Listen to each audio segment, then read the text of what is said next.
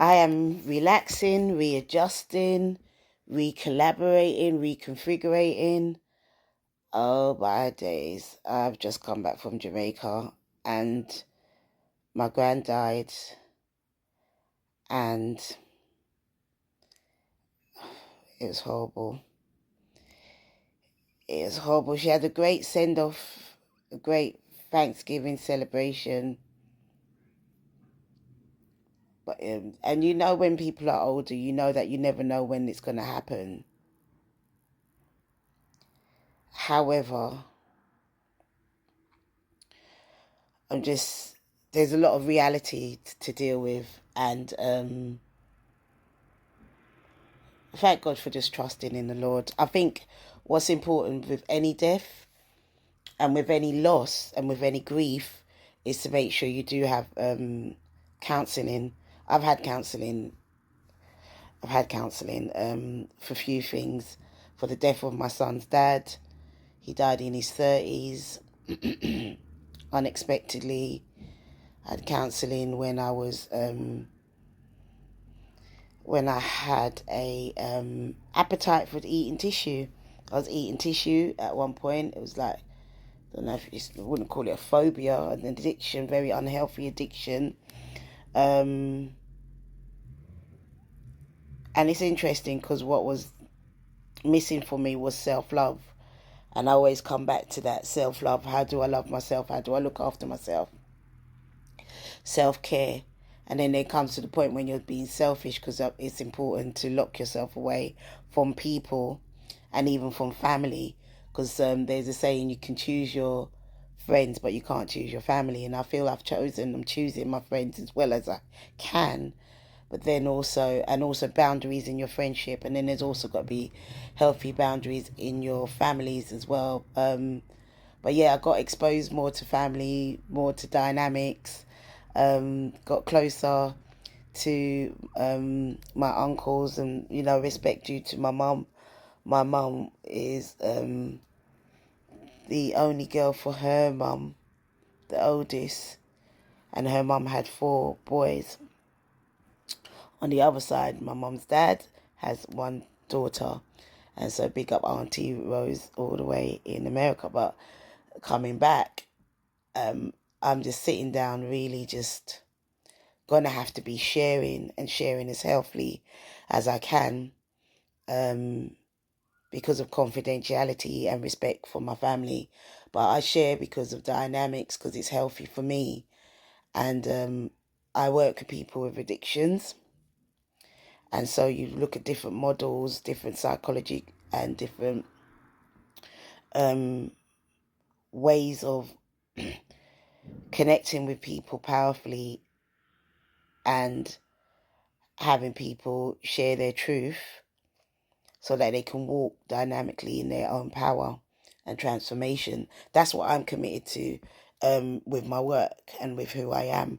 So now with my family, you're seeing all the pain and despair and upset and, we could even say judgment, and it's deep.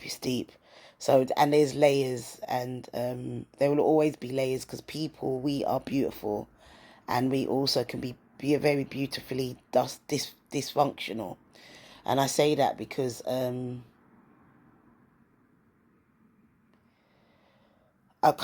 looking at a term, beautifully ugly. We are very beautiful people, but when we are ugly, we can be really ugly. Like maybe 15 years ago, I was like, this whole thing about the good, the bad, the ugly. We can all have a good side, we can all have a bad side, and we can all have an ugly side. And if we own it, then you can actually be true to yourself and true with others. And I tell you, what I've realized about 5 years ago is everybody is exposed to trauma.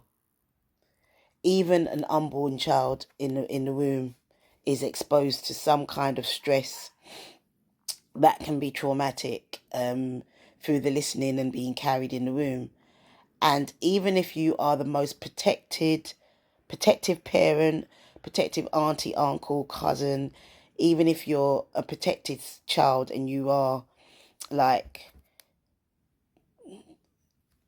grown up and you don't know about certain things, you can actually still be exposed vicariously to trauma through others.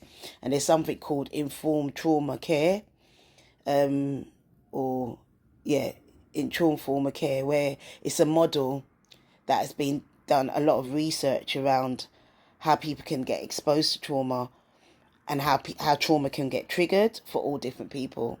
So I say all of that because obviously death can unfold. You know, there's bereavement, there's different stages of bereavement and grief. And not even just with death, loss. You know, I think every day we kind of get exposed to losing part of our dreams, our aspirations, our hope. There's always something that can have you disheartened and despair and saddened, especially if you're an empath and you love and you want to give and you're committed to people being happy. That's, I can speak for myself. And one of the things that I usually do is keep myself separated so I don't have to be too connected to other people's pain and to their frustration. So yeah, that was also one of the reasons why I was looking forward to coming back home. There's no place like home. There's no place like being isolated and being away and being detached. But I've also realised that you can't always be detached. And as I say it, what comes to mind is I want to go deep, but I find it hard to just talk out loud, which is why I'm practicing to talk out loud and practicing to see who can I connect with and who can actually relate to this. Because in the Bible, you see Christ would always take time out from people, and sometimes he would even go to quiet places and go on a mountaintop, like with very few people. When you're on a mountaintop, there's a little bit of space, and then when you come back down, you're in the mire of all different people. And hence why I love doing events, but I also love taking myself away, because I love being with people, but then there's times when I really love being by myself. And I say this because even on the mountaintop, you can be on a high, or sometimes you can just be in a solace of solitude. And then you have to go through the valley. And sometimes when you're going through the valley, you're on your own. Sometimes it's scary. And there's been times when I've been scared of my own shadow.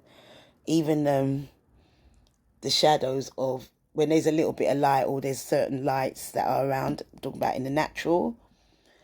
There's little, I was going to say little things that can creep around. Because I was in country in Jamaica.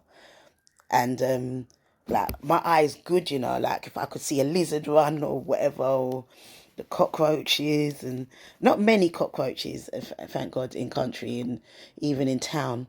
Not many, not as many as I saw when I was in South Africa. When I was in South Africa, I saw a lot of little ones, and I've seen a lot of little ones in England. You see how my mind thinks? Oh my God, I just need to really calm down and relax. But the point I'm trying to say about the lights is sometimes when there was this solar light that they had put outside, and even the dog ran, and I saw the shadow of the dog, and because it looked bigger. I thought there was some monster in the place. It's come to a point where you've got to stop watching certain horror movies and alien movies. Talk about alien movies. I saw a poster about a new movie. Is it coming out in August, end of August, about Alien on Earth? And I'm like, no, man, that's not a vision I really want to be. Oh, God. Anyway, that's the truth. Good, bad, and ugly. Sometimes trauma can come up as like a very disformed alien form of distress. And yeah, I was exposed to other people's trauma on my holiday. No, it wasn't holiday, for my grand's funeral. And I just pray for healing. Got my last 15 seconds. I pray for healing, peace of mind. And I thank God some of my family are with God. And I thank God for peace.